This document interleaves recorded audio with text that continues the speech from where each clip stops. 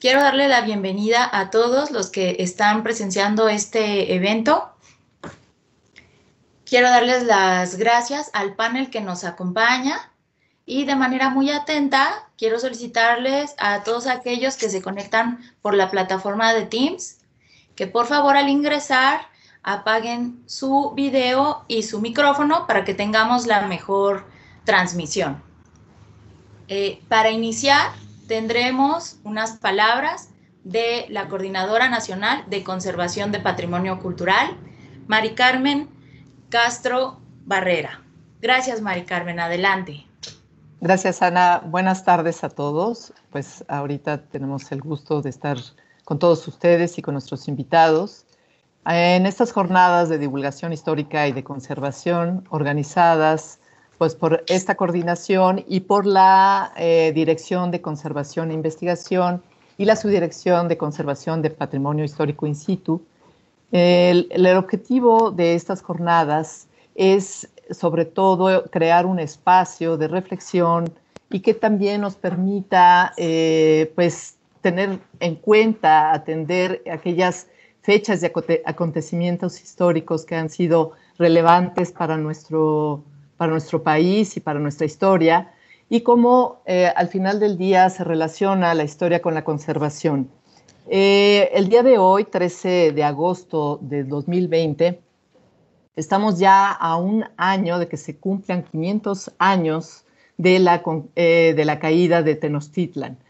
Ese es el tema que justamente hoy se va a tratar con dos diferentes miradas. Importantísimo, ya que fue un suceso que justamente generó pues un cambio de rumbo de lo que fue la historia de nuestro país, y yo creo que influyó, todos estamos de acuerdo, también en el mundo, ¿no? Definitivamente, pues este tema que hoy nos importa resaltar, pues tiene una serie de complejidad en significados y sobre todo en consecuencias. Al final del día, pues hubo como diría pues León Portilla, un encuentro de dos mundos que para muchos ha sido esta conquista militar también, ¿no? Por parte de los españoles, que transformaron radicalmente muchos de los aspectos, pues ya fueran sociales, políticos, económicos, culturales. Incluso ahora que estamos en todo esto del proceso de la pandemia, ¿no? Hasta biológicos. Entonces, por lo mismo, quiero agradecer a Carlos González, investigador de Templo Mayor, que está aquí ahorita y que nos va a hacer favor de exponer la caída de Tenochtitlan, y de Juan Manuel Rocha y Diego Jáuregui, que son dos restauradores de esta Coordinación Nacional de Conservación, y nos van a exponer el tema de la conservación de los presagios de Moctezuma. Ana, te regreso la palabra para que, por favor, presentes de manera más formal a nuestros invitados.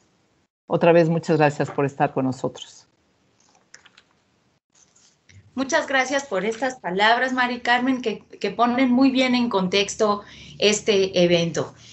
Sin más preámbulo, presentaré al doctor Carlos Javier González González, con quien además tuve el privilegio de trabajar hace algunos años. Él es arqueólogo egresado de la Escuela Nacional de Antropología e Historia, miembro del proyecto Templo Mayor desde 1979 y profesor investigador del Instituto Nacional de Antropología e Historia desde 1982. En 2006 obtuvo el grado de doctor en estudios mesoamericanos con mención honorífica, otorgado por la Universidad Nacional Autónoma de México, con un trabajo de investigación sobre el dios Xipetotec y su culto entre los mexicas.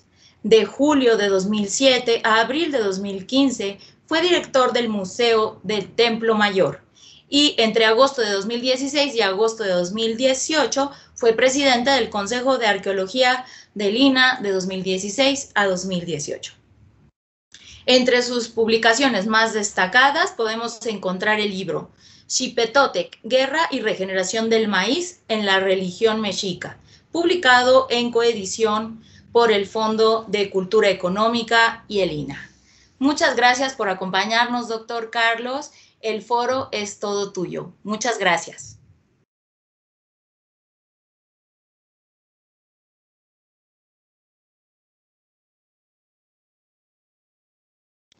Se desactivó mi micrófono involuntariamente. Bueno, muchas gracias, Ana.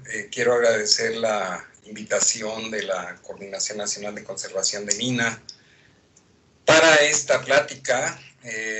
Como bien lo dijo Mari Carmen, pues a 499 años de la caída de Tenochtitlan, y empieza pues la cuenta regresiva para lo que será el 5º centenario de este acontecimiento, que también, como bien lo dijo ella, pues sin duda, bueno, tanto lo he dicho yo, el encuentro entre Moctezuma y Hernán Cortés en noviembre de 1519, todo este lapso de tiempo, los acontecimientos, pues son parteaguas en la historia de lo que hoy es México, ¿no?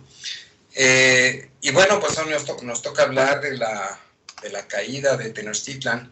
Y bien, yo pensaba hablar un poquito más de los antecedentes, pero para no gastar tiempo, porque hay una plática muy interesante también de conservación que a mí también me interesa mucho escuchar, pues trataré lo más rápido posible de contarles cómo, bueno, después de la salida de la Noche Triste, el 30 de junio de 1520, bueno, Cortés y sus gentes, y desde luego también tras la afortunada para ellos victoria en la batalla de Otumba, y un tanto inesperada también, porque ahí la intención, desde luego, de las fuerzas mexicas era acabar con ellos. Bueno, en fin, Cortés y sus gentes llegaron a Tlaxcala, obviamente ya en el mes de julio de 1520, y están ahí 20 días reponiéndose de sus heridas, hasta más o menos los primeros días de agosto,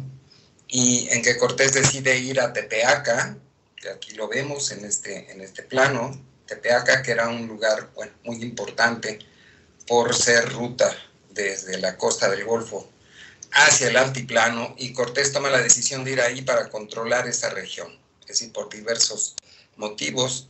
Él ya expresa en sus cartas de relación, en su segunda carta de relación, que desde antes de salir de Tlaxcala hacia Tepeaca, él ya tenía tomada la decisión de regresar a conquistar Tenochtitlan.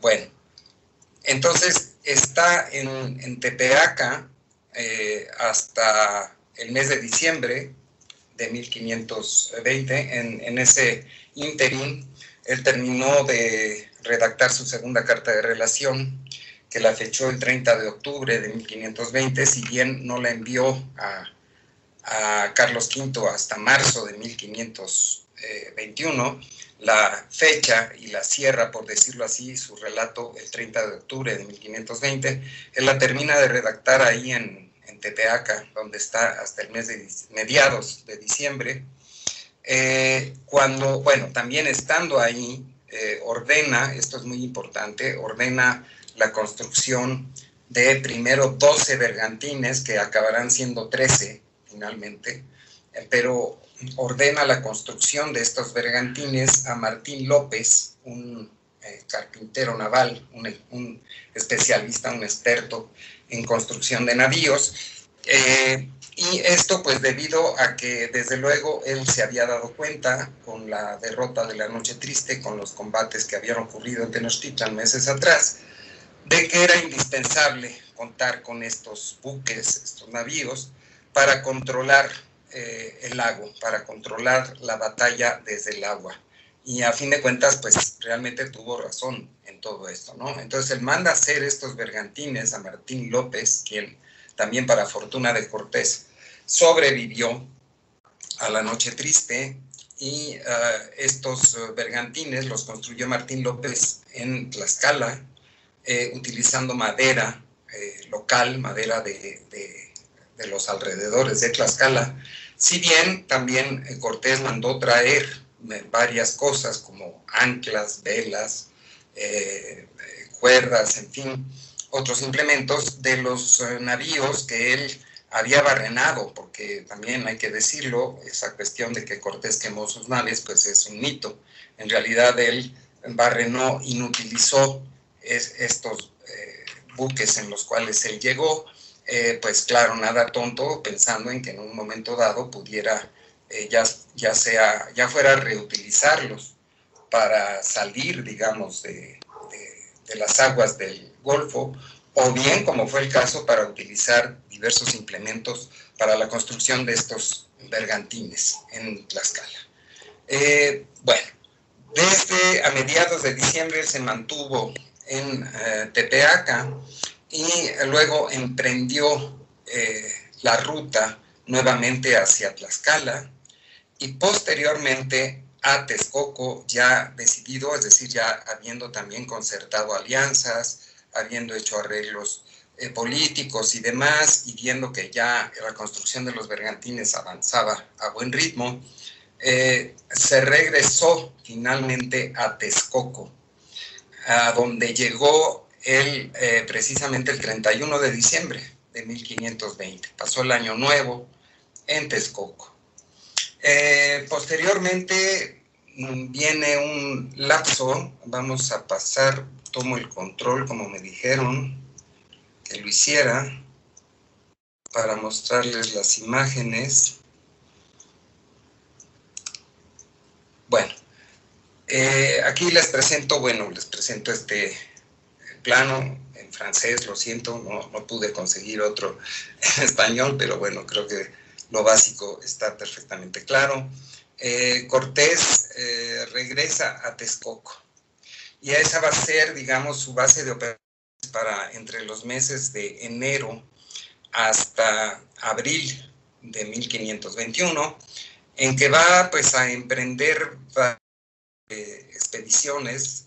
La primera, esto en el mes de enero, él se lanza contra Iztapalapa y va y combate en Iztapalapa, obtiene una victoria y se regresa a Texcoco. Posteriormente, él va a emprender también una nueva expedición hacia Tlacopan, o sea, Tacuba, que lo vemos acá de este lado, ¿verdad? Él se va de Texcoco a Tlacopan por el norte, es decir, por la vía del lago de Xaltocan, pasando por Xaltocan, luego Cuautitlán, para bajar y llegar finalmente a Tlacopan.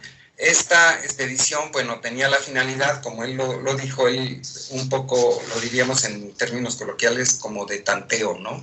Es decir, él lo que quería era ver cuál era realmente la voluntad, así lo dice él, de los mexicas, ¿no? Es decir, ver si él podía lograr o aspirar a tener un arreglo más o menos pacífico con los mexicas. Desde luego se dio cuenta de que no era así, se enfrentó combates, enfrentó un rechazo bastante fuerte y se mantuvo 6-7 días allí en Tlacopan, en Tacuba, y finalmente se regresa nuevamente a Texcoco. Posteriormente, ya por el mes de abril, ya pasando la Semana Santa de 1521, él bajó a Chalco, logró una importante alianza con Chalco, con los chalcas, pues, que por supuesto le proporcionó una ayuda muy numerosa de gente para lo que vendría después. Y posteriormente marchó en una vuelta bastante complicada hacia el área de lo que hoy es Morelos. Es decir, él bajó hacia la zona Tlahuica, pasando por la región de Tlayacapan, él llega finalmente a Huaxtepec, luego pasa por Cuauhnáhuac, que era el nombre, como ustedes deben saber, el nombre náhuatl o prehispánico de Cuernavaca, de formación de Cuauhnáhuac, regresa vía Tepoztlán, en fin, regresa finalmente a Xochimilco, ahí tiene enfrentamientos con los xochimilcas, después pasa a Coyoacán. Desde Coyoacán él menciona que se metió, digamos, usando, desde luego, aunque él no le llama así, pero es obvio que usó la calzada de Coyoacán, que comunicaba con la célebre calzada de Iztapalapa. Y él, en todo esto, después de Coyoacán, se volvió a pasar por Tlacopan, por Tacuba, y regresó finalmente a Texcoco. En todas estas vueltas, él lo expresa en sus cartas de relación. Su intención, pues, era estudiar el panorama de los lagos, planear lo que iba a ser el sitio final. Finalmente, los bergantines fueron terminados y probados, por cierto, en Tlaxcala por Martín López. Es decir, los construyó, los armó, los probó en un río ahí en Tlaxcala, represándolo para que hubiera suficiente fondo de agua para probar los bergantines. Después de probarlos, los vuelve a desarmar y se transportan desarmados en piezas desde Tlaxcala hasta Texcoco. Bueno, esto, como pueden ustedes imaginarse, pues fue una labor verdaderamente titánica, ¿no? Este traslado de los bergantines, pues se llevó a cabo fundamentalmente en el mes de abril de 1521, y finalmente, o quizás finales de marzo, finalmente se hace lo que podría decir la botadura de los bergantines, y se hace una zanja porque además se vuelven a armar en Texcoco, que no estaba precisamente en la orilla del lago. Vamos a pasar a la siguiente. A ver.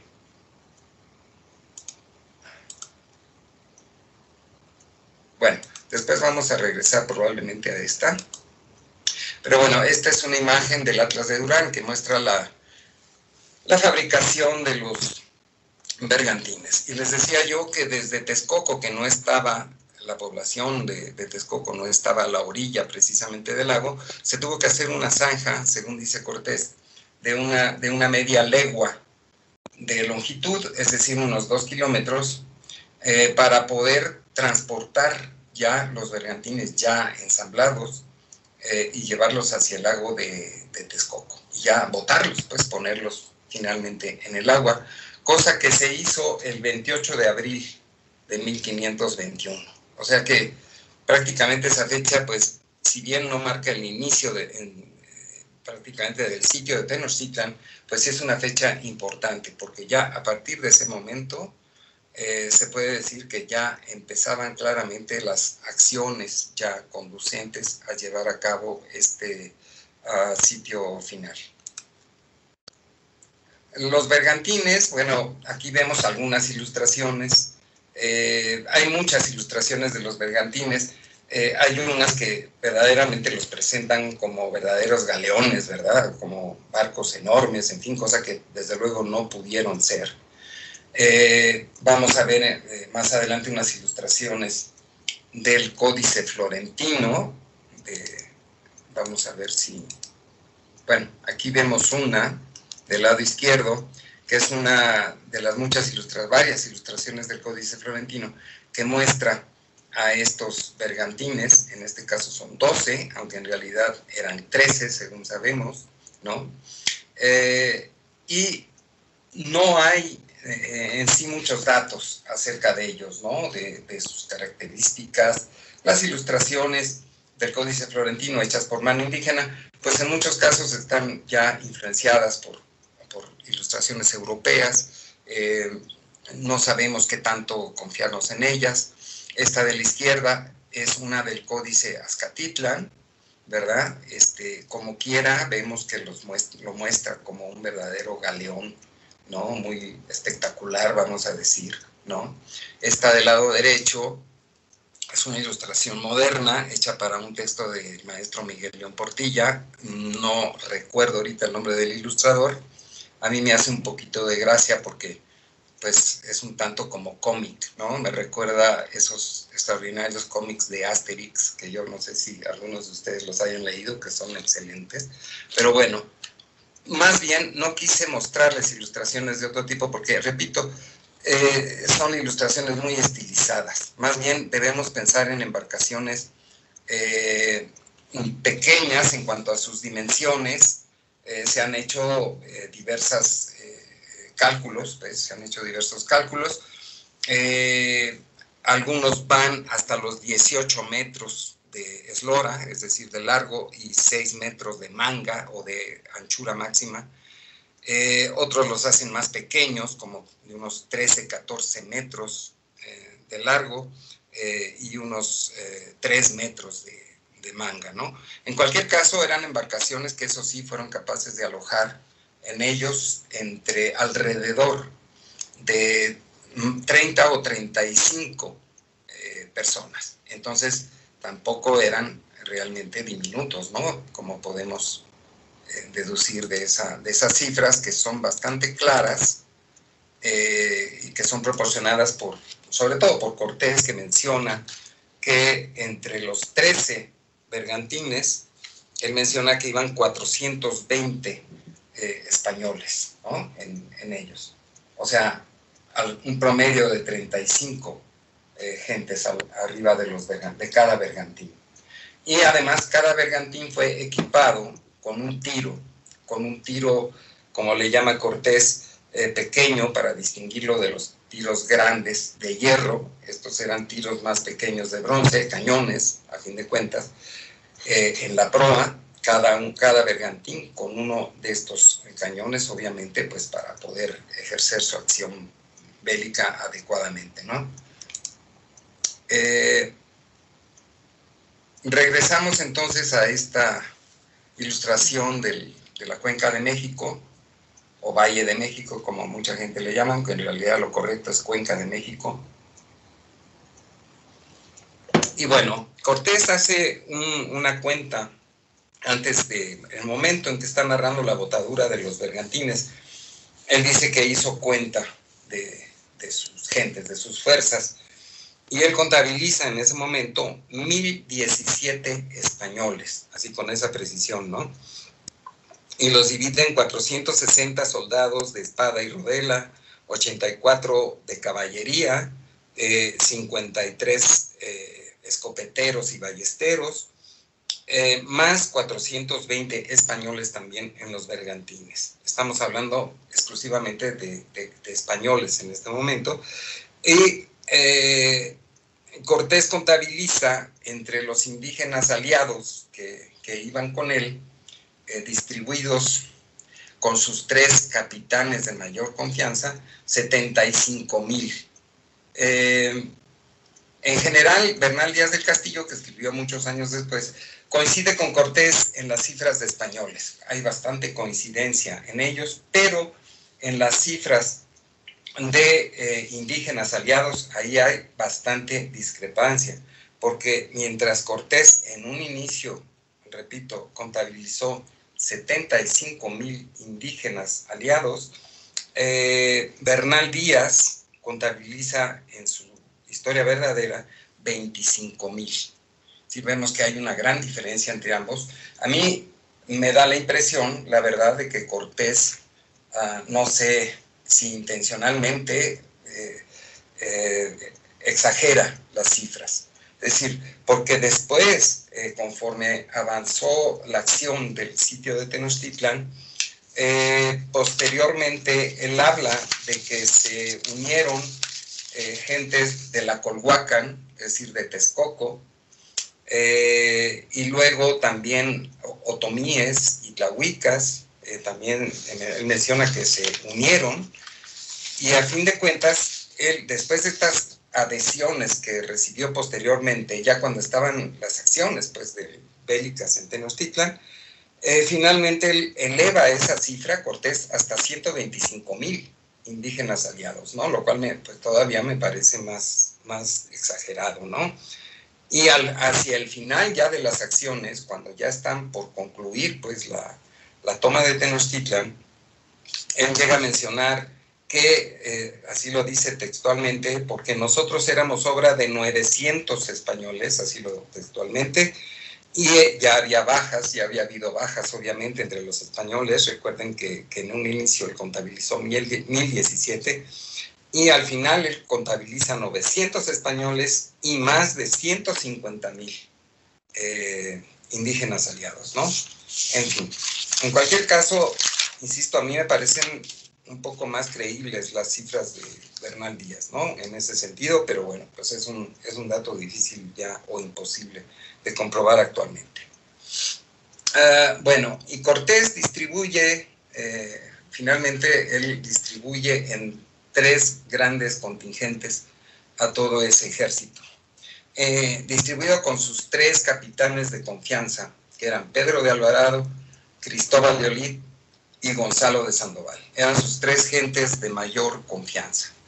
Entonces él a Pedro de Alvarado le ordena irse y asentar su real en Tlacopan, en Tacuba, precisamente. A Cristóbal de Olid, a su vez, en Coyoacán.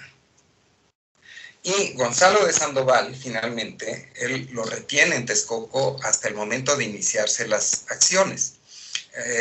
Ya diré posteriormente cuál fue la misión de Gonzalo de Sandoval. Pero Cristóbal de Olid y Alvarado son los que salen primero el 10 de mayo de 1521. Salen de Texcoco y se dirigen hacia el norte pasando por Acolman y también por Xaltocan, por Cuautitlán, para dirigirse hacia precisamente Tacuba. Insisto, salieron el 10 de mayo de Texcoco y llegan a Tacuba el 13 de mayo, lunes 13 de mayo. Al día siguiente, el 14 de mayo, al menos uno de los 2 capitanes acudieron. Voy a pasar a la siguiente ilustración. Bueno, espero que la puedan ver más o menos con claridad.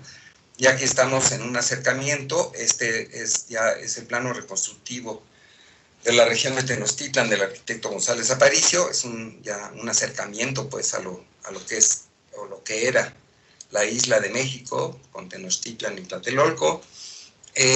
Apenas alcanzo yo a ver, espero no errar en las indicaciones, pero desde luego aquí está la calzada de Tlacopan hacia el poniente y por acá llegamos a Chapultepec.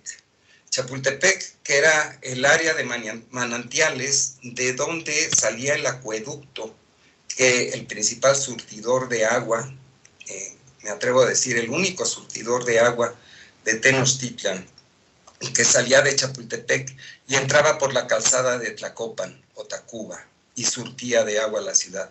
Entonces, obviamente, una de las primeras órdenes de Cortés, pues como buen estratega que era, pues era cortarles el agua a Tenochtitlan, pues. Entonces, llegan Olid y Alvarado a Tacuba y inmediatamente al día siguiente van y cortan el agua.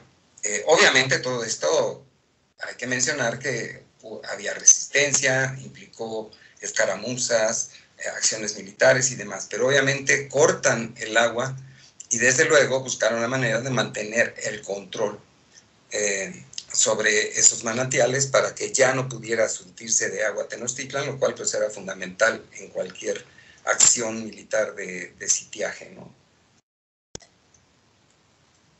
Entonces, se mantienen. Luego Cristóbal de Olid el 17 o 18 de mayo parte finalmente a Coyoacán a establecer su real. Coyoacán, que bueno, yo no lo veo porque tengo aquí la pestaña que no debo tocar por nada del mundo que dice dejar de presentar, pero está por acá, Coyoacán. Por más hacia el sur, obviamente, y Olid ya llega y se establece en Coyoacán. Y están ahí desde, insisto, desde mediados de mayo hasta el 31 de mayo, que es el día finalmente en que va a salir Cortés con los bergantines de Texcoco. Aquí los 2 reales de Alvarado y Olid se estaban comunicando entre sí, marchaban de uno al otro, enfrentaban enemigos, mantuvieron una situación que llegó a ser un poquito de apuro para ellos. A ellos ya llegó un momento en que les surgía ya verdaderamente que pues que Cortés y sus bergantines entraran en acción, porque a todo esto a Cortés le reclamaron un poco que por qué él decidió ir arriba de los bergantines cuando era más importante, según los otros capitanes y oficiales, que hubiera ido por tierra. Sin embargo, Cortés pues consideraba que lo más importante iba a estar, vamos, de todo el sitio y la acción militar iba a estar en el accionar de los bergantines, y finalmente tuvo razón. Además, de entrada asestó un buen golpe que creo que fue muy importante para todo lo que ocurrió después, ¿no? Y vamos a pasar a platicar un poco de eso. Me salto esa ilustración, o no me la salto más bien, regreso. Es el plano completo del arquitecto González Aparicio, donde, bueno, pues se ve en menos detalle todavía, pero bueno, Texcoco está aproximadamente aquí, ¿verdad? Por acá anda Iztapalapa, y acá vemos Tenochtitlan y la calzada de Iztapalapa.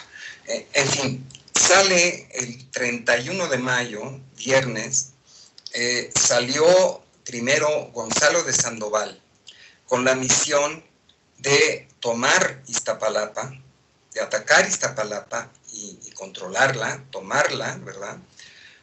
Y después el plan original de Cortés era que al salir él con los bergantines, su misión era apoyar a Sandoval, que ya habría tomado Iztapalapa, como efectivamente ocurrió, pero entonces cubrirlo, como quien dice, cubrirle las espaldas con los bergantines, para que Sandoval pudiera trasladarse vía el dique Calzada de Mexicalcingo, acá por el sur, y trasladarse a Coyoacán, unirse a Cristóbal de Olid, y ya después ver Sandoval dónde podía establecer su real.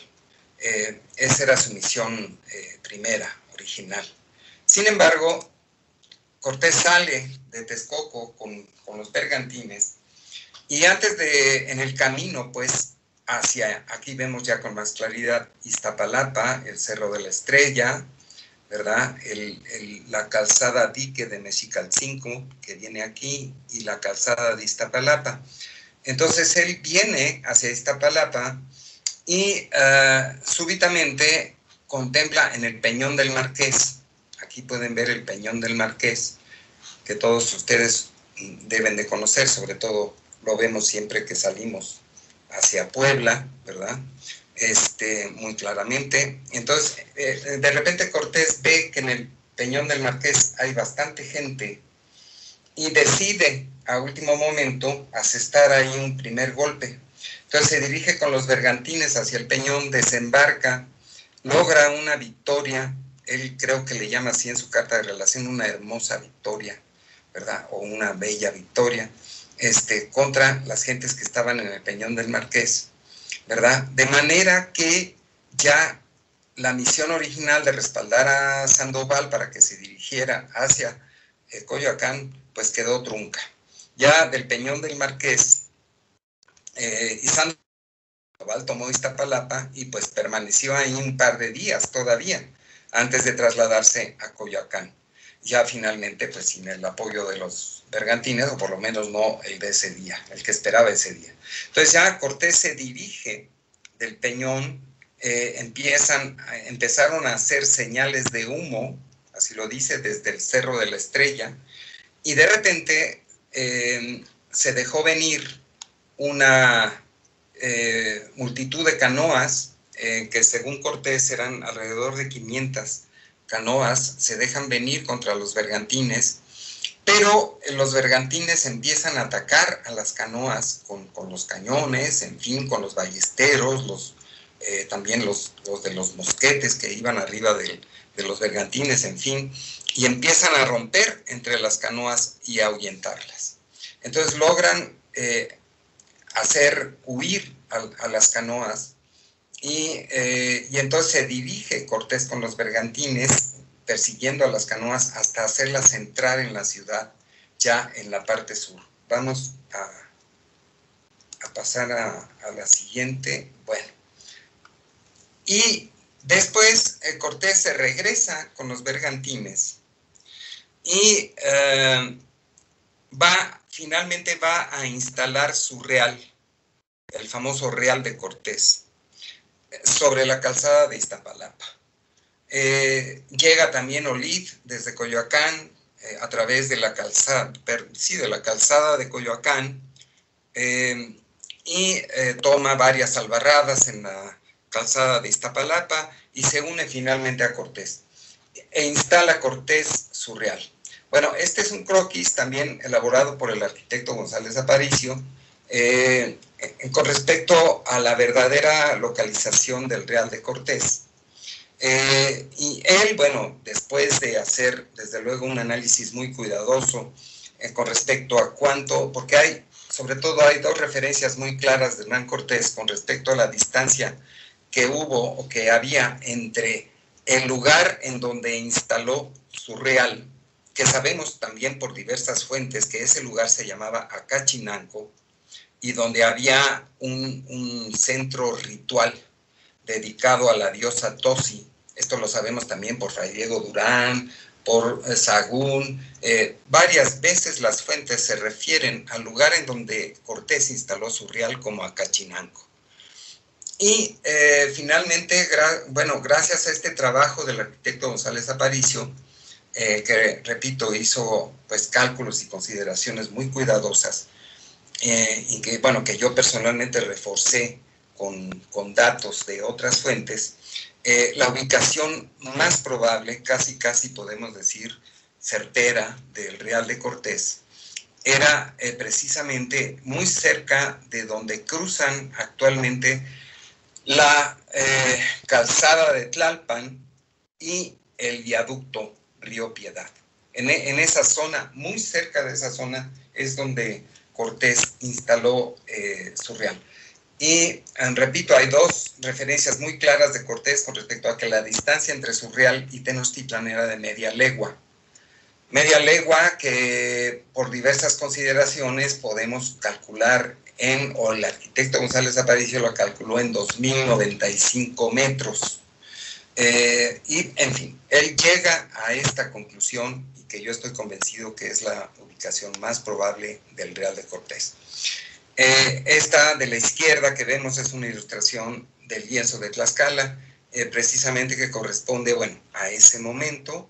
Vemos aquí arriba a Cortés, a la Malinche, en fin, ya otros españoles en un bergantín, la calzada, ¿no? Aquí algunos guerreros tlaxcaltecas. El lienzo de Tlaxcala obviamente tenía ese objetivo, este documento de reforzar el papel importante de los tlaxcaltecas en los combates de conquista, ¿no?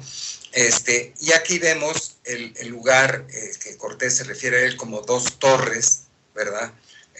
Y que estaban, repito, lo sabemos también por otras fuentes, que era un templo dedicado a la diosa Tosi. Bueno, a partir de este real es donde Cortés obviamente va a emprender sus acciones, combinándolas desde luego con los de los otros reales, particularmente el de Alvarado, ¿no? Olid se mantuvo en Coyoacán, ¿verdad? Y el día 8 de junio, por aquí lo tengo anotado, el día 8 de junio, aproximadamente el 7 o el 8 de junio, debo aclararles que es un poco difícil, a diferencia de otras partes de las cartas de relación de Cortés, en lo que toca al menos a la primera parte del sitio de Tenochtitlan, es un poco difícil seguir las fechas, ¿no? En otras partes de sus cartas de relación Cortés es muy claro, menciona de repente cierta fecha y luego sigue uno leyendo y dice, otro día fuimos a tal parte y al día siguiente nos levantamos temprano y después de oír misa fuimos en fin, es factible ir siguiendo e ir marcando incluso en la lectura, marcando con lápiz, desde luego, para no manchar el libro, las las fechas, ¿no?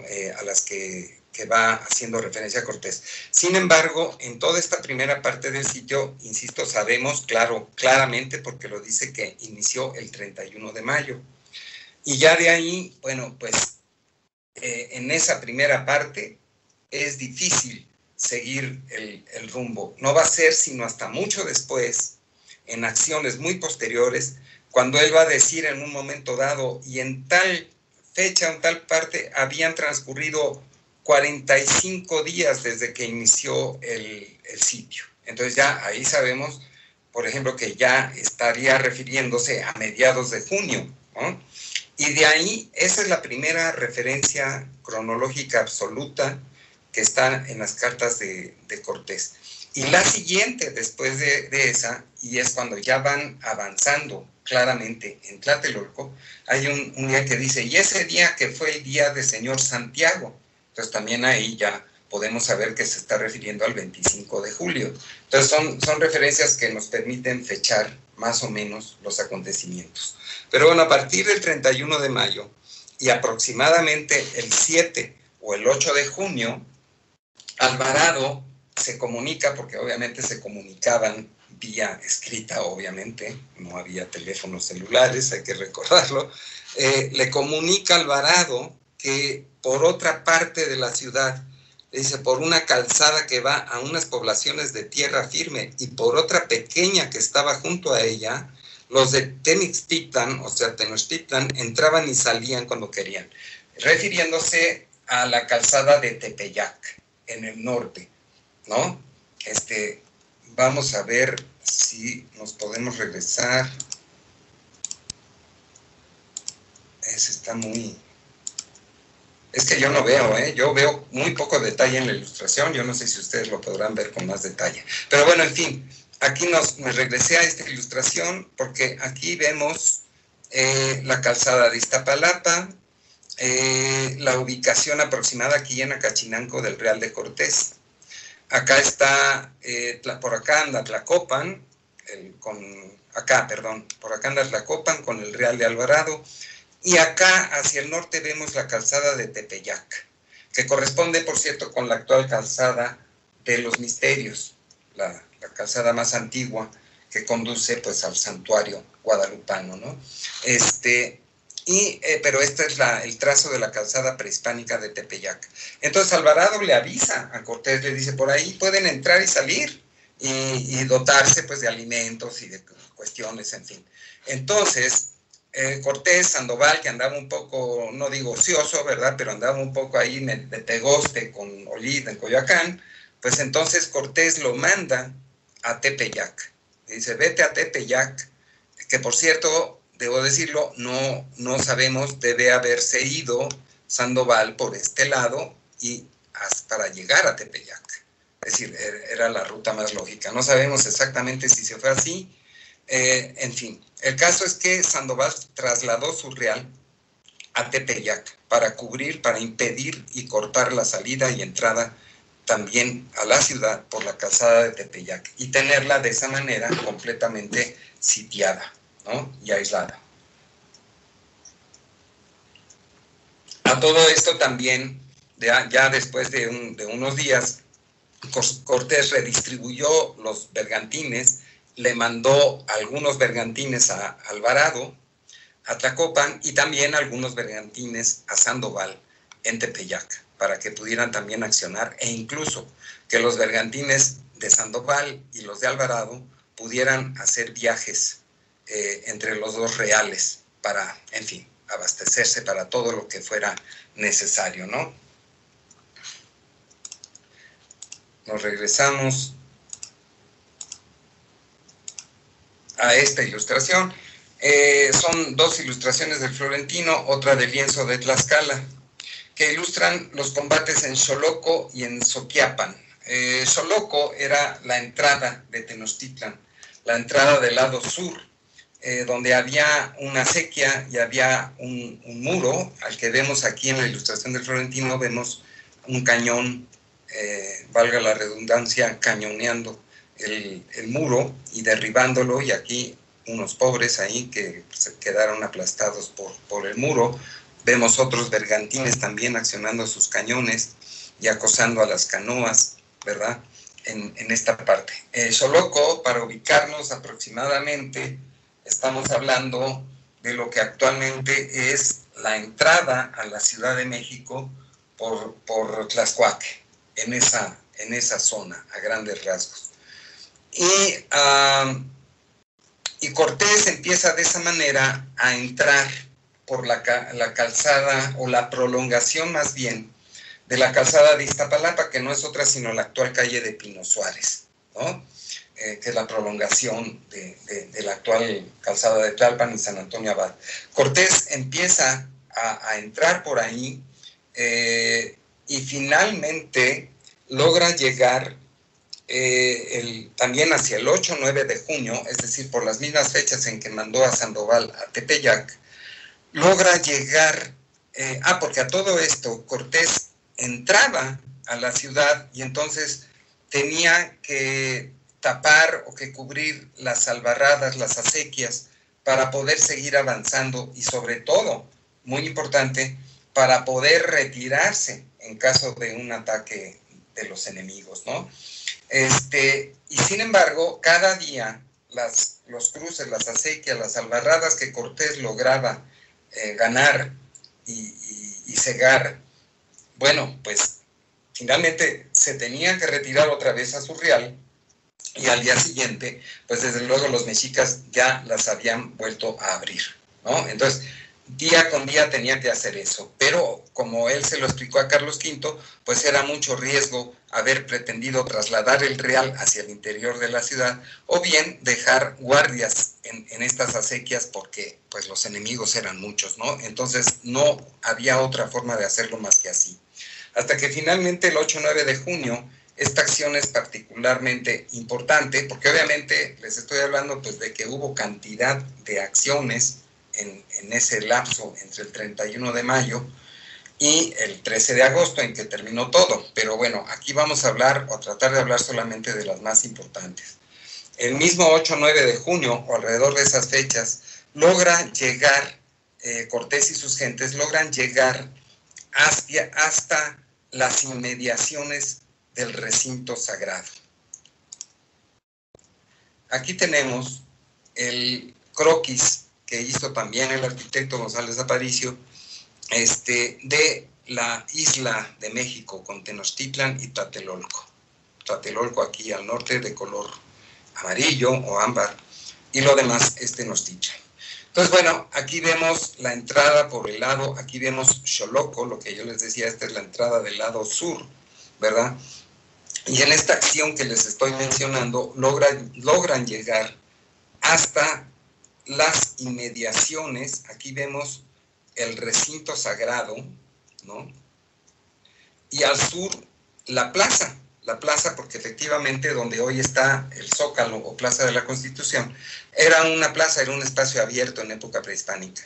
Y lo que separaba a la calzada, o hoy calle de Pino Suárez, o que entonces era calle, porque ahí ya no era la calzada de Iztapalapa, y así la menciona Cortés como la calle que comunicaba la calzada con la zona pues del recinto sagrado. Lo que separaba a esta área central de la calzada era precisamente una gran acequia que corría por lo que hoy es la calle de Corregidora, es decir, al sur del Palacio Nacional, y que después en la época virreinal fue la acequia real, precisamente, que era probablemente la principal acequia de la ciudad.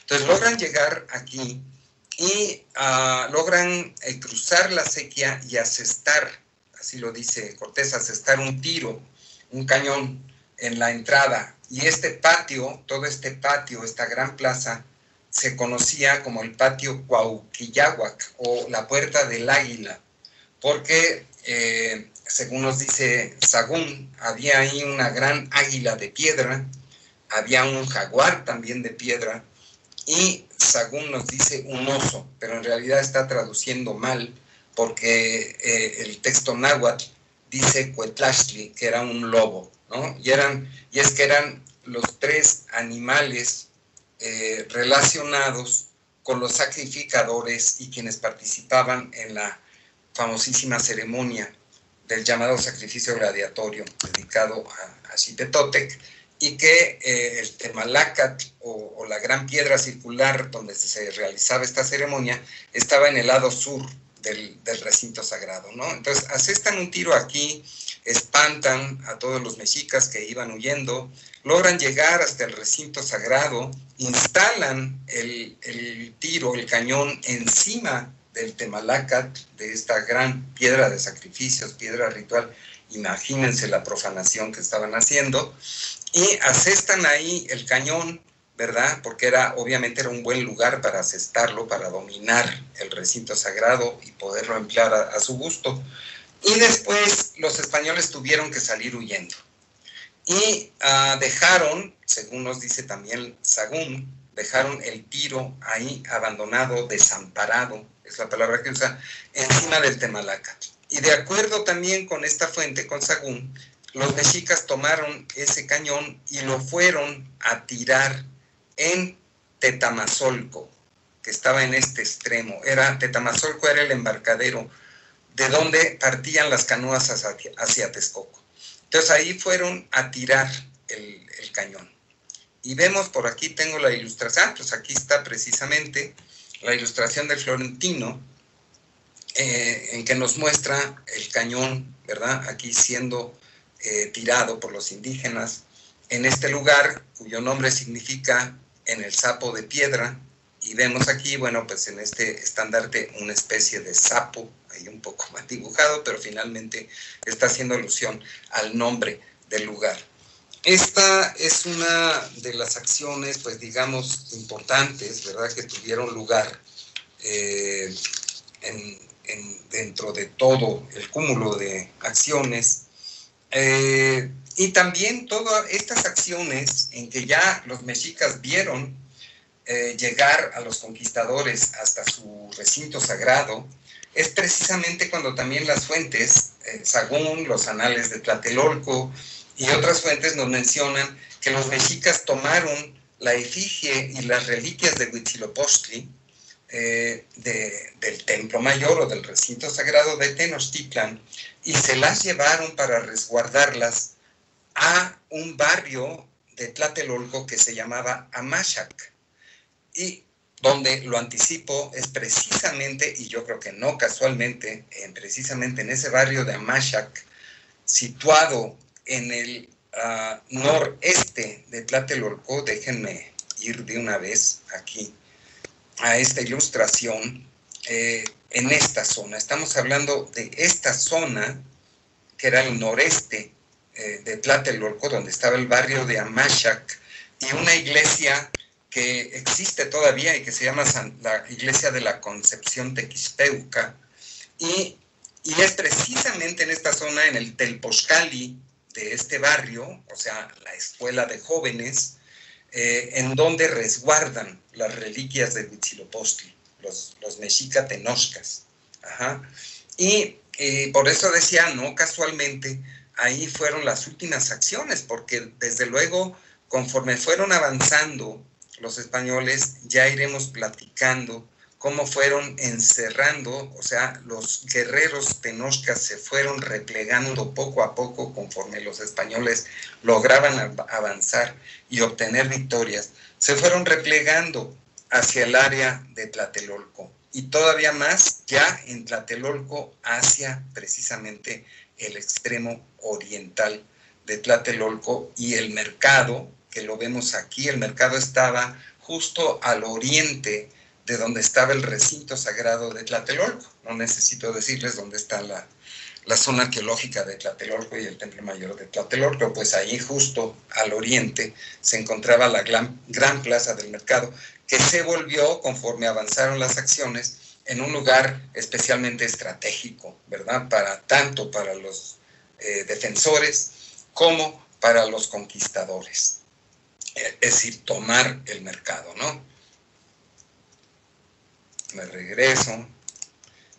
Y bueno, ya vimos lo del cañón, y dentro de estas mismas fechas, más o menos, tienen acciones, esta que nos describe precisamente Sahagún, o sea, fuente finalmente indígena, ¿no? Aquí fundamentalmente tenemos dos fuentes indígenas sobre la conquista, que es el libro 12 de la obra de Sahagún, desde luego con información de los informantes de Sahagún, indígenas tlatelolcas, ya educados, indígenas que ya sabían latín, pero que finalmente le transmitieron una información valiosísima a Sahagún, a este ilustre fraile franciscano, pero que siempre hay que tomar en cuenta de que eran tlatelolcas y por consiguiente pues nos van a dar una versión, y así es en efecto, si ustedes lo leen, se van a dar cuenta cómo pues están normalmente enalteciendo el papel y la labor de los guerreros tlatelolcas, ¿no?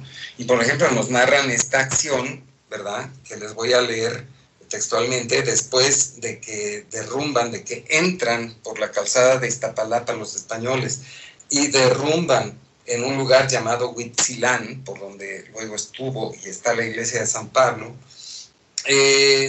Entonces narra Sahagún esta acción, ¿no? Y dice, y los indios acogíanse a las casas reales, es decir, al palacio. Se refiere al Palacio de Moctezuma, situado donde hoy está el Palacio Nacional. También alancearon a algunos indios, entre los cuales fue alanceado un indio del Tlatirulco. O sea, ojo, los informantes son tlatelolcas.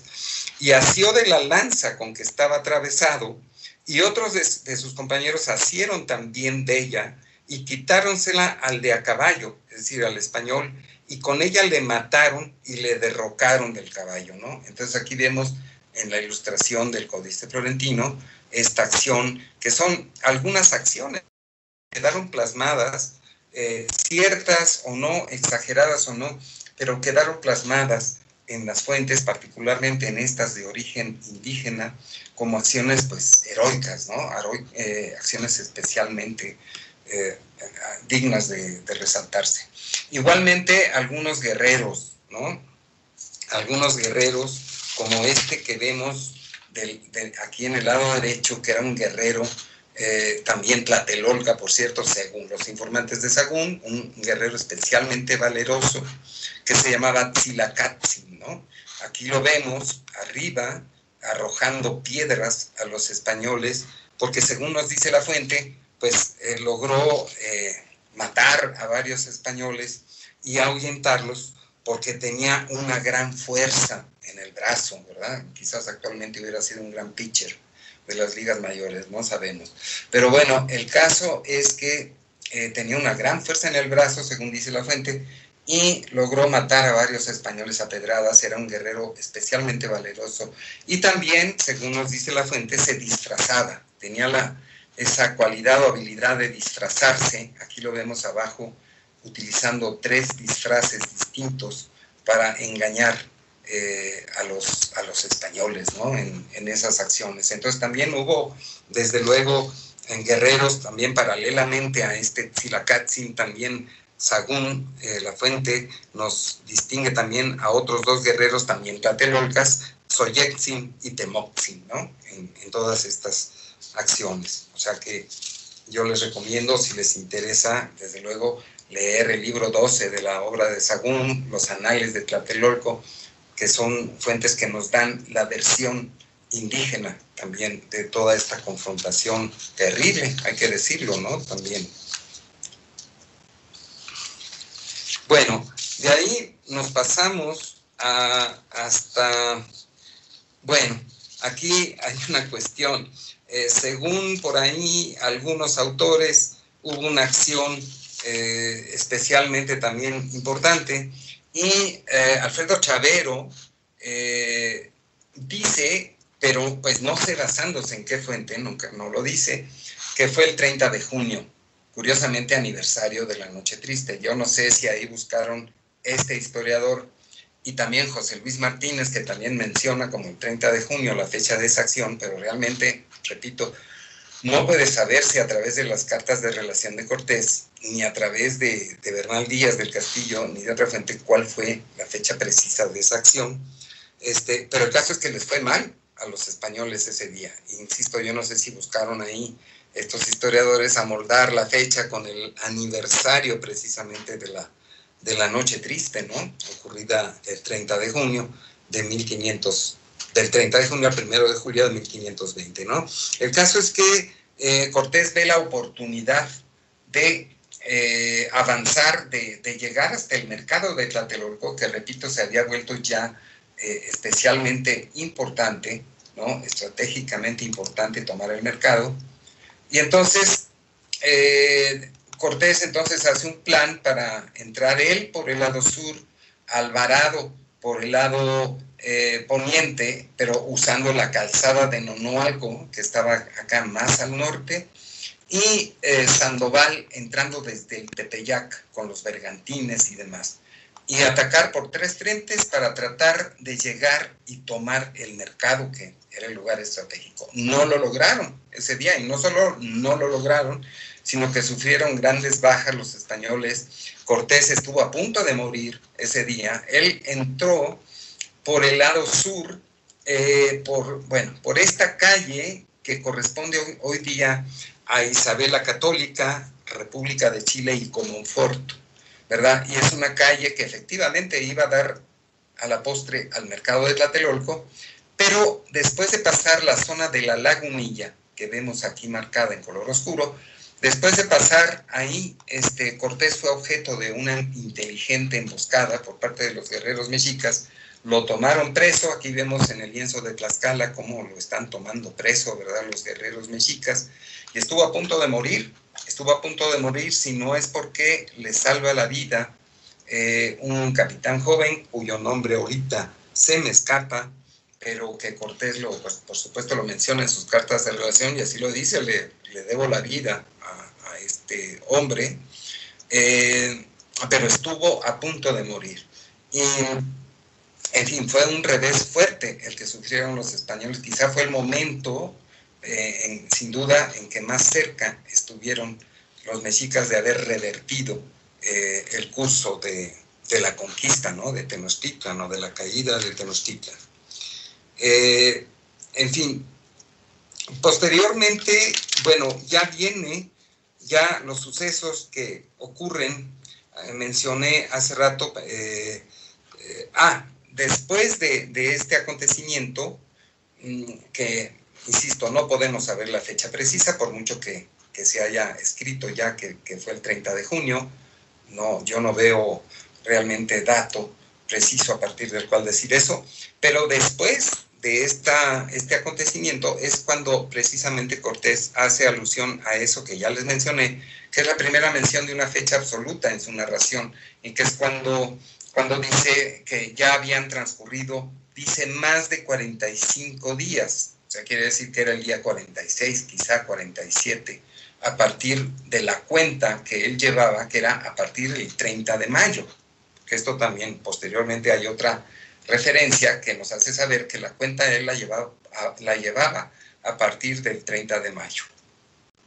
Entonces, esto es después, y luego viene la referencia del Día del Señor Santiago, del 25 de julio, y a partir de ese día podemos ahí sí ya saber las fechas con mayor precisión, y podemos saber, entre otras cosas, y bueno, también a partir de esa fecha del Señor Santiago, del 25 de julio, podemos saber también que fue un día antes de ese día, hasta el 24 de julio, o sea, ya en la fase final de la toma de Tenochtitlan, cuando finalmente se logró comunicar abiertamente el rey por tierra, insisto, por tierra, porque por vía acuática ya estaban comunicados desde mucho tiempo atrás, pero por tierra es hasta el 24 de julio cuando se logran comunicar el real de Alvarado en Tlacopan y el real de Cortés en la calzada de Iztapalapa, que eso era algo que Cortés desde un principio buscó y señaló que era muy importante lograrlo, ¿verdad? Porque me regreso a las acciones en que llegan al recinto sagrado.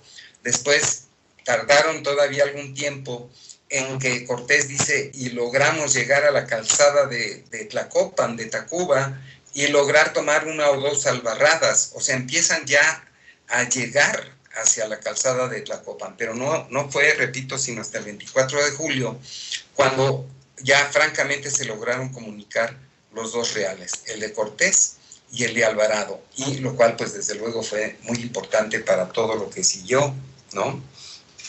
Y vuelvo a la fecha a partir del 25 de julio, Día de Santiago, y el 27 de julio, que fue sábado, por cierto, y así lo narra Cortés, que estaban seguramente muy temprano en la mañana preparándose para incursionar nuevamente en Tenochtitlan desde su real, cuando vieron salir una gran cantidad de humo del templo mayor de Tlatelolco, cosa que les pareció a ellos inusual, porque así lo dice Cortés, no era el humo que normalmente veíamos cuando los mexicas encendían sus braseros, ¿no? Que obviamente existían tanto en Tlatelolco como en Tenochtitlan. Esto era mucho más. Y él lo dice así, y no sabíamos todavía, y no lo podíamos creer, que Alvarado había llegado finalmente al área del mercado ese día. Un tanto sorpresivamente para el mismo Cortés, Alvarado logró llegar al mercado y le prendió fuego al templo mayor de Tlatelolco, ¿no? Esto era muy importante, quizás ya los españoles habían aprendido que si había alguna señal de derrota para los indígenas en general, los indígenas mesoamericanos, pues era la quema de su templo más importante en cualquier lugar que fuera, ¿no? De hecho, en los códices prehispánicos y tempranos de la colonia, es el símbolo por excelencia de conquista, ¿no? De un lugar, es decir, el templo en llamas, ¿no? El caso es que Alvarado le prendió fuego al templo de Tlatelolco. Y a partir de ahí, insisto, 27 de julio, pues bueno, lo que siguió también con muchas acciones de por medio, pero ya es lo que se puede decir la fase final. Ya los mexicas, los defensores, replegándose cada vez más hacia toda esta zona, ¿no? Resistiendo, eso sí, lo más que podían, ya comiendo pues lo que podían, era una cosa ya tremenda.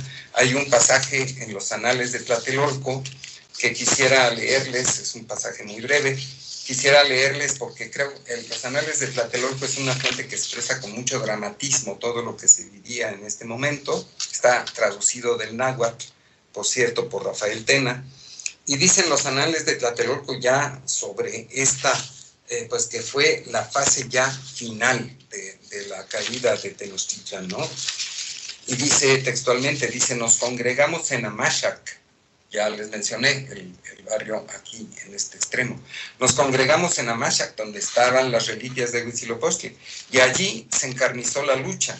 Hubo mucha gente pisoteada, pues los combatientes corrían unos sobre otros. El agua se colmó de cuerpos y solo así la gente podía salvarse. Todo acabó allá en Amaxac. Después ya no tuvimos escudos ni macanas, ya no hubo nada de comer, y durante toda la noche estuvo lloviendo, ¿no? Así, con ese dramatismo nos narran los anales de Tlatelolco esta fase final, ¿no? En fin, llega finalmente los días, ya el 13 de agosto, llego al día final, y ese día ya Cortés y Alvarado pues se daban cuenta de que ya no era posible resistir más. A todo esto, Cortés le había enviado un par o quizás 3 ofertas a Cuauhtémoc pidiéndole que se rindiera, ¿no? Y ofreciéndole que de rendirse, pues que lo iba a tratar bien, en fin, que no se preocupara, que no tuviera temor. Y pues Cuauhtémoc nunca aceptó esas ofertas de rendición, ¿no? Hasta que finalmente Cortés, el día 13, le ordena también a Sandoval que entrara con sus bergantines, porque aquí no está señalado en el croquis de González Aparicio, pero según describen las fuentes, aquí había en esta área una entrada de agua, una especie de bahía, vamos a decirlo así, en donde las canoas, que era utilizada pues por las canoas como una especie de puerto pequeño, y Cortés le ordena a Sandoval ingresar por ahí, cercar completamente la zona para capturar a Cuauhtémoc, ¿no? Y Cortés da estrictamente la orden de capturarlo con vida, porque así lo dice, en aquel punto cesaría la guerra. O sea, yo supongo que él obviamente pensaba que de matar a Cuauhtémoc hubieran seguido la confrontación, ¿no? En fin, el caso es que justamente ese día un bergantín al mando del capitán García Holguín divisó una canoa, le hicieron señas de que en esa canoa iba el señor pues, de Tenochtitlan, Cuauhtémoc, y finalmente lo captura la canoa y por ende a Cuauhtémoc, ¿no? Y finalmente, bueno, pues García Holguín lleva a Cuauhtémoc frente a Cortés, ¿no? Y ahí, bueno, les quiero narrar cómo lo narra Cortés textualmente este pasaje, que pues es muy coyuntural en toda esta historia, cuando finalmente llega Cuauhtémoc frente a él. Y Cortés escribe: llegóse a mí y díjome en su lengua que ya él había hecho todo lo que de su parte era obligado para defenderse a sí y a los suyos, que ahora hiciese de él lo que yo quisiese. Y puso la mano en un puñal que yo tenía, diciéndome que le diese de puñaladas y le matase. Y yo le animé y le dije que no tuviese temor ninguno. Entonces, este pasaje, bueno, Eduardo Matos, yo concuerdo con él. Él le da la lectura de que esas frases de Cuauhtémoc bueno, no fueron comprendidas desde luego por Cortés, porque lo que Cuauhtémoc probablemente quería en ese momento, o necesitaba más que querer, era morir como guerrero. Es decir, hay que recordar que el destino del guerrero mexica por excelencia era morir en el campo de batalla o en la piedra de los sacrificios para poder ir a morar al Tonatiuh Ichan, ¿no? Al cielo del sol, a morar con el sol, a morar con Huitzilopochtli, a morir como un guerrero digno, ¿no? Entonces, eso es seguramente lo que Cuauhtémoc, insisto, no solo quería, sino necesitaba en ese momento. Y Cortés, sin comprenderlo, por supuesto, sin entender eso, lo perdona. Y quizás fue lo peor que le pudo haber hecho, ¿no? En ese momento. Hay otra versión, lo voy a decir, difícil también, y la versión, curiosamente, es de Sahagún, de la historia general de Sahagún, que ya he hecho mención, y ya dije que sus informantes finalmente es una versión de origen tlatelolca, y según esta versión, Cuauhtémoc se rindió, Cuauhtémoc se entregó. Esa es la versión que encontramos en el texto de Sahagún. Sin embargo, pues la que más se ha difundido es la versión española, en el sentido de que Cuauhtémoc habría sido capturado. Yo sí me inclino a esta versión por lo que ya les comenté, es decir, que Cortés dice que ya anteriormente le había ofrecido 2 o 3 ocasiones un arreglo de paz, ya cuando la cosa ya estaba verdaderamente perdida para los mexicas, y que Cuauhtémoc pues se negó a aceptar esas ofertas de paz. Es lo que me hace quizás creer más en la veracidad de la versión española, ¿no? En este caso, de que Cortés había sido capturado. Bueno, en cualquier caso, y ya voy a terminar con este tema, porque es muy interesante, es que también Cortés deja ver claramente en sus cartas de relación, y sobre todo al final, ya en la parte final, que uno de sus principales intereses era recuperar el oro que se había perdido durante la Noche Triste, un año o un poco más de un año atrás. Es decir, todo el oro que se había perdido en la famosa acequia o canal de los toltecas, un año atrás. Eso era de sumo interés para Cortés, recuperar ese oro, ¿no? Y bueno, y después, por eso también Cortés le escribe pues a Carlos V, o por decirlo así, confiesa que su intención al haber ofrecido la paz a Cuauhtémoc era porque, así se lo dice a Carlos V, porque tomando por la fuerza a Cuauhtémoc, pues, y a Tenochtitlan, entonces ellos, los vencidos, los mexicas, hubieran tirado todas sus cosas al agua. Y si no, de otra manera, nuestros amigos aliados, los indígenas aliados, hubieran saqueado, porque en eso hace hincapié Cortés, de que siempre que vencían a los mexicas y dominaban algún sector de la ciudad, nuestros amigos, porque así se refiere a sus amigos indígenas, se dedicaban a saquear febrilmente esas zonas, cosa que probablemente pues sí era cierto, porque como sabemos, tlaxcaltecas y mexicas son enemigos. Entonces él le escribe a Carlos V y le dice, yo por esto también le ofrecía la paz, porque si lo tomara yo por la fuerza, entonces ellos hubieran o arrojado sus cosas al agua, o bien nuestros amigos se hubieran robado todo. Entonces yo por eso quería llegar a un buen arreglo pues con Cuauhtémoc y los mexicas para poder recuperar ese oro, ¿no? Y pues por eso también es que finalmente cuando termina todo es cuando ocurre el conocido pasaje.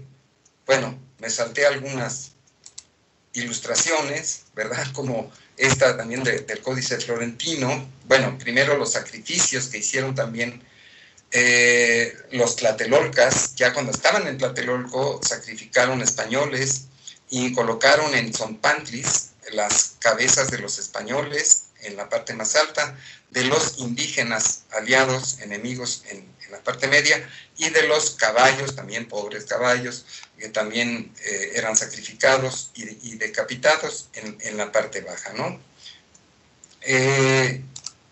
Esta también, que es de Alvarado incursionando en el mercado, cuando ya les comenté, el 27 de julio, y cuando le prendió fuego al Templo Mayor de Tlatelolco. Este del mapa de Nuremberg, que ya no me voy a meter en ello, era para mostrarles un poco la parte de quizás esto que está aquí, que pudiera aludir a ese lugar donde, de la entrada de agua que les mencioné, cerca de la zona de Amachac, donde fue aprehendido Cuauhtémoc. Y bueno, esta pintura de Luis Coto, pintor del siglo XIX, ilustrando pues la captura de Cuauhtémoc, ¿no? Y luego estas ilustraciones del Códice Florentino, en donde se muestra precisamente correspondientes a la Noche Triste, o más bien ya pasando la Noche Triste, y cómo los indígenas mexicas, tlatelolcas, fueron a recuperar el oro, ¿verdad? Los cuerpos y las armas que quedaron en la acequia tolteca Acalocan, o Canal de los Toltecas, y que era lo que Cortés buscaba afanosamente recuperar, ¿verdad? Claro que pues no fueron suficientemente cuidadosos estos indígenas, porque finalmente, como ustedes pueden saber también, o probablemente lo saben, en 1981, si no me falla la memoria, se encontró este tejo de oro muy famoso, ahora precisamente en un área cercana a donde estaba esa acequia tolteca Acalocan. O sea que este tejo de oro se les pasó a los indígenas y también a Cortés, ¿verdad? Porque nunca lo recuperó. Y finalmente esta pintura de Leandro Izaguirre, pintor del 19, del 20, que ilustra desde luego el célebre tormento de Cuauhtémoc, de la quema de los pies, y que precisamente son los anales de Tlatelolco los que nos narran este pasaje, y que se deriva, o más bien dicen, que ya después de ser capturado Cuauhtémoc, en fin, Cortés le preguntó, le inquirió dónde estaba el oro, en fin, y al enojarse Cortés por no saber los vencidos, digamos, en donde se encontraba este oro y demás, pues fue, según los anales de Tlatelolco, que le quemó los pies a Cuauhtémoc. Bueno, y ya con esto, pues concluimos el relato. Les agradezco mucho su atención. Bueno, y vamos a pasar a escuchar a los compañeros restauradores que van a intervenir, o me parece que van a hablar sobre una intervención de un famoso relieve que está en el atrio de la iglesia de San Hipólito.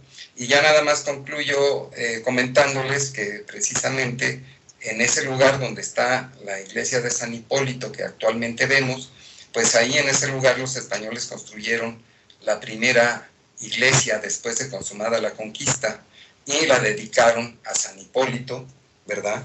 Porque precisamente pues el martes 13, ojo, de agosto de 1521 fue día de San Hipólito, y por eso es que pues los conquistadores quedaron muy agradecidos con ese santo, y también es por eso que San Hipólito es el santo patrono de la Ciudad de México, y también por ello que el 13 de agosto pues era el día de la principal fiesta que celebraron las autoridades virreinales, obviamente, hasta 1821.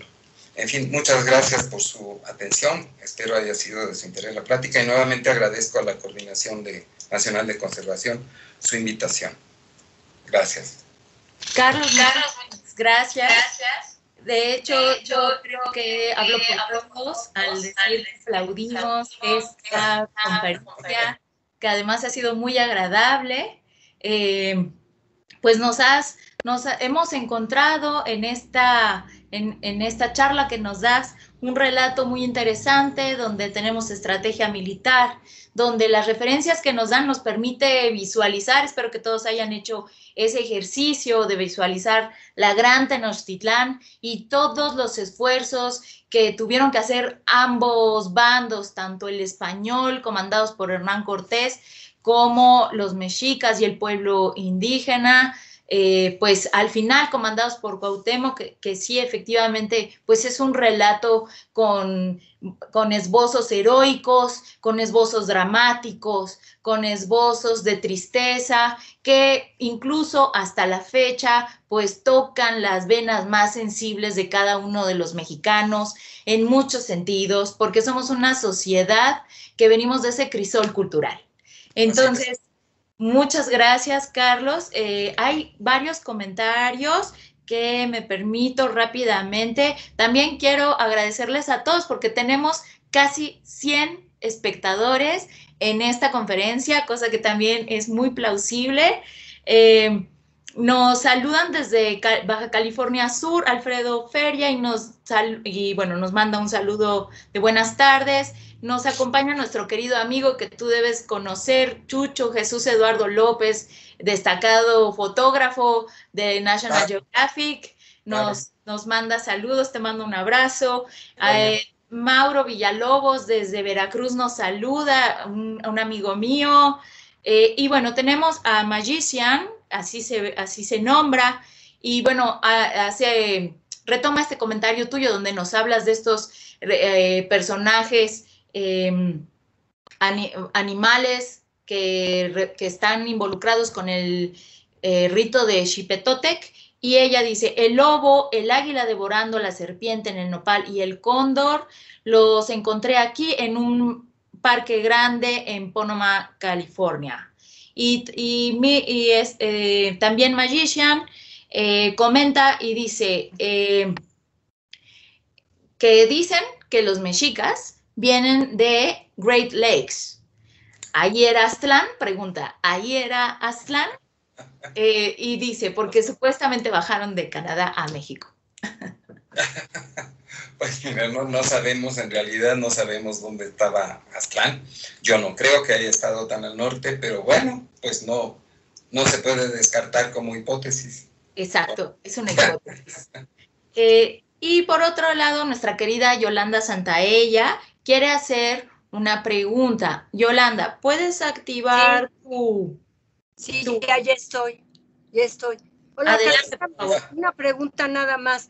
los elementos, los objetos estos sagrados que se llevan del templo de Huitzilopochtli a Tlatelolco, ¿qué pasó con ellos? Bueno. Después, ¿qué pasó? Ay, caray, esa te la debo, esa respuesta, mi querida Yolanda. Por ahí sí hay referencias de que se las llevaron, no recuerdo si a la zona de Cuautitlán o a dónde, para qué te digo, te mentiría. Pero te debo la respuesta, la verdad, la respuesta. Puede ser interesante, ¿verdad? Sí, también hay por ahí una versión, ya no la comenté, creo que está en los anales de Tlatelolco, sí está en los anales de Tlatelolco, de que le habrían dado tanto el atavío, que Cuauhtémoc le habría prestado el atavío de Ahuizotl, su padre, el que fue Tlatoani de Tenochtitlan hasta predecesor de Moctezuma, y también las armas de Huitzilopochtli, que se las habrían dado a este guerrero para que saliera y espantara a los españoles. Y al parecer, pues sí logró, según la fuente, sí logró espantarlos, aunque pues desgraciadamente para su causa, pues no tuvo el efecto deseado, ¿no? Pero hay también esa versión en los anales de Tlatelolco. Muchísimas gracias, gracias. Muchas gracias, querida Yolanda. Rápidamente, Bertina Olmedo te felicita. Gracias. Luis Castro te felicita, nos dice que muy interesante y que das muchos datos para entender mejor estos acontecimientos. Efectivamente, nos quitamos de algunos mitos y seguimos ahí puntualmente qué fue lo que sucedió. Roxana Romero nos manda a saludar. Magician agradece y nos saluda. Hay una pregunta de Alfredo Feria, pero si les parece bien, quizás la podamos contestar al final ya de todo el evento. Nos saluda Darío desde Medellín. Y bueno, entonces, sin más, te agradezco nuevamente, Carlos. Por favor, quédate con nosotros. Claro.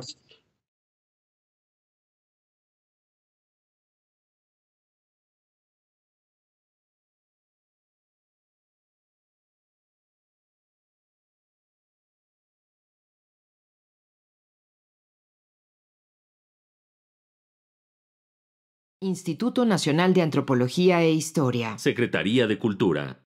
Gobierno de México.